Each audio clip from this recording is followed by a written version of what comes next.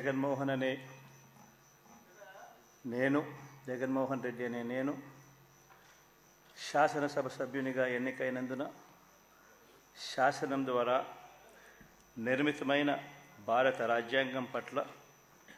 నిజమైన విశ్వాసం, విధేయత చూపుతానని, భారతదేశ సార్వభౌమాధికారాన్ని, సమగ్రతను కాపాడుతానని, నేను స్వీకరించబోయే కర్తవ్యాన్ని శ్రద్ధాసక్తులతో నిర్వహిస్తానని దైవసాక్షిగా ప్రమాణం చేస్తున్నాను. ఆంధ్రప్రదేశ్ శాసనసభ సభ్యుడైన వైఎస్ జగన్మోహన్ రెడ్డి అనే నేను సభా నియమాలకు కట్టుబడి ఉంటానని, వాటిని అనుసరిస్తానని, సభా మర్యాదలను పాటిస్తానని, సాంప్రదాయాలను గౌరవిస్తానని